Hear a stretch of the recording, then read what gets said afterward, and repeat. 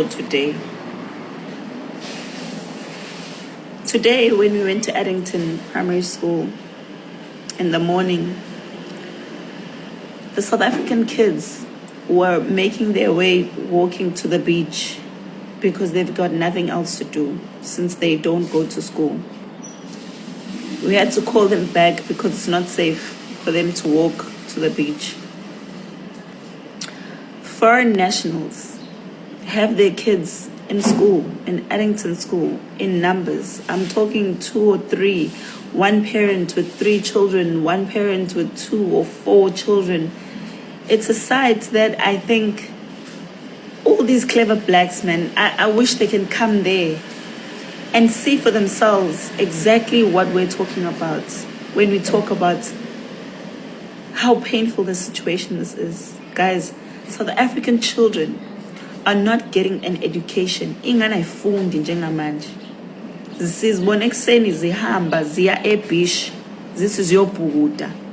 Ngoba yikho enye into ezizoyenza ngoba azifundi. Esikoleni abakwazi ukusuka ngeenyawo kusona baye esikoleni, but they couldn't do that because the school is apparently full. And the department has allocated them ukuthi baye eGreyville, which their parents cannot afford, and they've said this over and over again. So the kids were at the beach, and foreign nationals' children are in full uniform going to school. I don't know if you understand what this means for the future of this country. Now think about the South African child walking around ePhoyinti, of all places, walking around because they are idle, they've got nothing else to do. This is when they get approached by drug dealers of all sorts who put them into drugs to either buy or to use.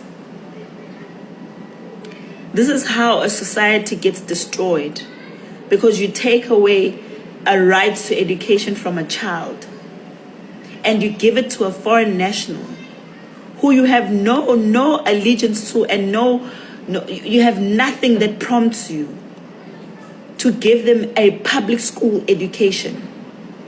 If they want to get an education in South Africa, there are private schools. But we have to keep reiterating this because they will tell you that it's the Constitution. The Constitution makes it clear that you provide what you have that is within your means as a government. If you don't have, you don't provide. And this is a part of the Constitution that people deliberately want to ignore. There's no constitution in the world that can envision that you'd want to provide everything to everyone, even if you don't have it, at the expense of a South African child.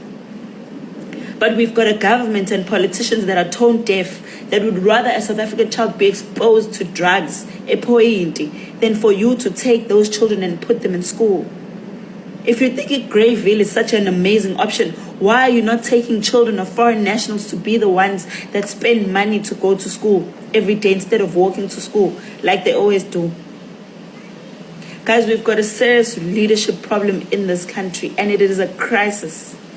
Because if South African children do not get an education, and we keep opening ourselves up to every single person, trying to please every single one because we're going to hide behind the Constitution, then our problems are going to get worse. Because these children are getting an education in South Africa for what? Obviously because to stay here, to get jobs here. And the South African children who are not getting a place in schools, what is going to happen to them? What happens to their future?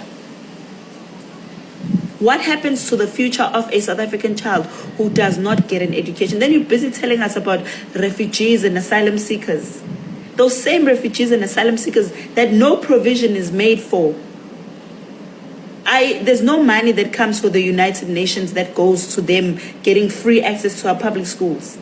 If they have organizations or Somali Banbani or Bani Banbani that they're supposed to be getting that money from, so they can take their children to private education and private facilities. But we keep on being told that we are xenophobic at the expense of a South African child that must spend the day at the beach instead of getting an education. It's the 3rd week of school now. And you guys want to dilly-dally around the issue because you want to sound politically correct and you want to sound like you don't have hatred. You want to sound like you are loving and Africanist and Pan-Africanist and whatever, at the expense of who? You had your chance to go to school. What about these children that don't have a school to go to right now? What must they do? Guys, no, it's enough. It's time for us now to stand up for the South African child.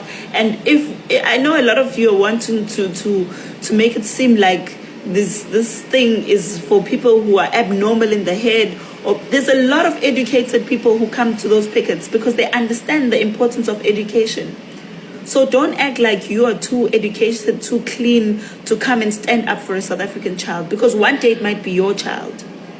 We've got parents whose children are addicted to drugs, so they took them to the best schools, who took them to the most Model C, most expensive schools, but today they are hooked on drugs.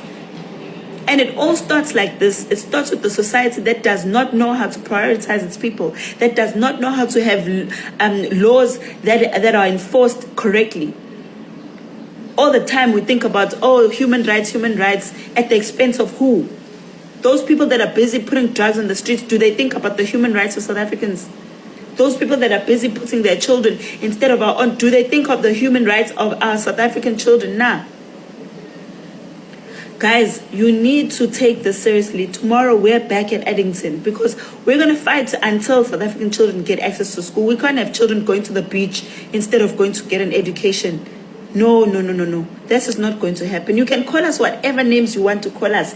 You can label us. You can call us vigilante groups. You can say whatever you want. But for a South African child, you did this with South Africans in the healthcare sector. You said we must compromise ourselves and we must die in hospitals. But now you want our children as well to also not get an education.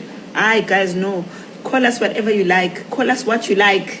At the end of the day, South African children deserve a right to an education.